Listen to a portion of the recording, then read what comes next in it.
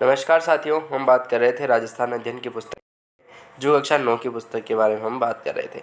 ये जो पुस्तकें हैं दोस्तों, वो कक्षा 6 से कक्षा 12 के अंतर्गत जो है वो बहुत ही इंपॉर्टेंट होने वाली है, क्योंकि इसके अंतर्गत राजस्थान अध्ययन, सामाजिक विज्ञान और हमारा राजस्थान पुस्तकों का प्रमुख क्रम देखने को मिलता है। ये प्रश्न जो है दोस्तों, ये आपके एनसीईआरटी और आरबीएससी की जो प्रमाणिक पुस्तकें हैं उनसे लिए गए हैं। तो आप निश्चिंत हो जाइए, क्योंकि आगामी प्रतियोगी परीक्षाओं के लिए बहुत ही रामबाण सिद्ध साबित होने वाले हैं। ठीक है, तो चलिए 16वां अध्याय के बारे में बात कर रहे थे, कक्षा 9 की पुस्तक के बारे में, जिसमें हमने पहला पार्ट पढ़ चुके थे। चलिए आज दूसरे पार्ट से हम इसको शुरू करते हैं, जो आपके लिए बहुत ही इंपॉर्टेंट होने वाला है। चलिए शुरू करते हैं इस सेशन को। नवा प्रश्न था कि वस्तुओं व सेवाओं के उत्पादन के लिए व्यक्ति द्वारा किया गया शारीरिक मानसिक प्रयास क्या कहलाता है? तो उसे श्रम के नाम से जो है वो जाना जाता है। श्रमिक को श्रम के बदले प्राप्त होने वाला प्रतिफल क्या कहलाता है? तो उसे मजदूरी के नाम से जाना जाता है। 11वां प्रश्न इंपॉर्टेंट आता है कि समस्त वस्तुएं एवं मानवीय योग्यताएं जो कि वस्तुओं एवं सेवाओं के उत्पादन में उपयोगी होती है एवं जिससे मूल्य की प्राप्ति होती है, उन्हें क्या कहते हैं? तो उन्हें संपत्ति के नाम से जो है वो जाना जाता है।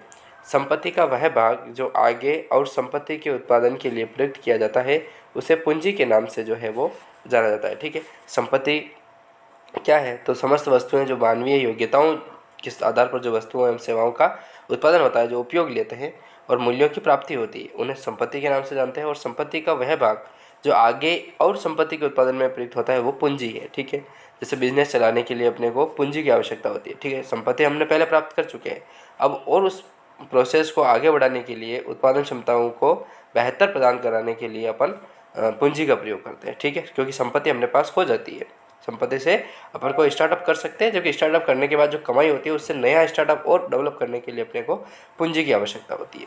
चलिए, उत्पादन का मानवीय उपकरण किसे कहा जाता है? तो वो कहा जाता है पूंजी को। ठीक है, उत्पादन का जो मानवीय उपकरण है उसे पूंजी को ही कहा जाता है। उत्पादन प्रक्रिया में भूमि, पूंजी व श्रम का गतिशीलन करने वाला क्या कहलाता है? तो उसे उद्यमी के नाम से जो है वो जाना जाता है दोस्तों। ठीक है, उत्पादन प्रक्रिया में भूमि, पूंजी और श्रम का जो गतिशीलन करने वाला जो है वो उद्यमी के नाम से जाना जाता है। जैसे यदि मेरे आधार पर देखा जाए तो भूमि का प्रयोग तो मैं नहीं कर रहा हूँ, लेकिन एक प्लेटफॉर्म का प्रयोग कर रहा हूँ, जैसे अपने यूट्यूब हो गया। ठीक है, पूंजी की बात करें तो इन पीडीएफ को बनाने में हो गया, चाहे आपके टाइपिंग में हो गया, कंटेंट राइटिंग में हो गया, इस तरीके से जो अपना पूंजी का अपन ने निवेश कर रखा है।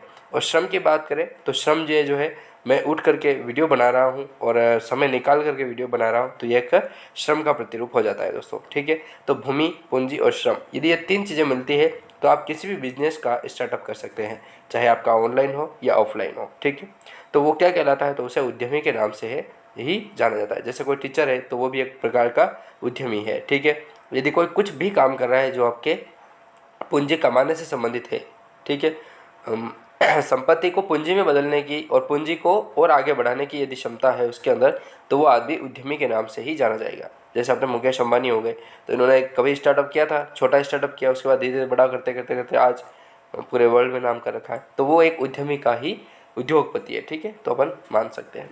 चलिए 15वां प्रश्न आता है कि ऐसी प्रणाली अथवा व्यवस्था जिसके तहत लोग अपना जीविकोपार्जन करते हैं, उन्हें क्या कहते हैं? तो वो अर्थव्यवस्था के नाम से जानी जाती है दोस्तों। ठीक है, चलिए 16वां महत्वपूर्ण प्रश्न आता है कि विभिन्न अर्थव्यवस्थाओं को कितने वर्गों में विभाजित किया जा सकता है? तो 3 वर्गों में जो है वो उसे विभाजित किया जा सकता है। ऐसी आर्थिक प्रणाली जिसमें उत्पत्ति के सभी साधनों पर निजी व्यक्तियों का स्वामित्व व नियंत्रण होता है, उन्हें क्या कहते हैं? तो उन्हें पूंजीवादी के नाम से जाना जाता है। ठीक है, ऐसी आर्थिक प्रणाली जिसमें उत्पत्ति के सभी साधनों पर निजी व्यक्तियों का स्वामित्व व नियंत्रण होता है, वो पूंजीवादी के नाम से जाना जाता है। पूंजीवादी अर्थव्यवस्था को अन्य किन नामों से जाना जाता है? तो स्वतंत्र बाजार अर्थव्यवस्था या मुक्त अर्थव्यवस्था या स्वतंत्र उद्यमी वाली अर्थव्यवस्था, इन सारे नामों को जो है वो पूंजीवादी अर्थव्यवस्था के अन्य नाम माने जाते हैं। ठीक है, 19वां महत्वपूर्ण प्रश्न आता है कि पूंजीवादी अर्थव्यवस्था कब अस्तित्व में आई थी? तो 1760 से 1820 ईस्वी में जो है वो पूंजीवादी अर्थव्यवस्था जो है अपने एक नए प्रतिरूप के साथ अस्तित्व में आती है 1760 से 1820 में। ठीक है, जो औद्योगिक क्रांति के समय की बात मानी जाती है। ठीक है, क्योंकि औद्योगिक क्रांति जो है वो 1860 से ही 1820 के लगभग जो है देखने को मिलती है। चलिए 20वां और अंतिम प्रश्न आता है, ऐसी आर्थिक प्रणाली जिसमें उत्पत्ति के सभी साधनों पर सरकार का स्वामित्व व नियंत्रण होता है, उसे क्या कहते हैं? तो उसे समाजवादी अर्थव्यवस्था के नाम से जो है वो जाना जाता है। ठीक है, समाज के हितों को देखते हुए जो है अर्थव्यवस्था बनाई जाती है, वो समाजवादी अर्थव्यवस्था के नाम से जानी जाती है। ठीक है, स्वामित्व पर नियंत्रण होता है दोस्तों। ठीक है, चलिए इस सेशन को आज हम यहीं पर समाप्त करते हैं और मिलते हैं नेक्स्ट वीडियो में। तब तक के लिए जय हिंद।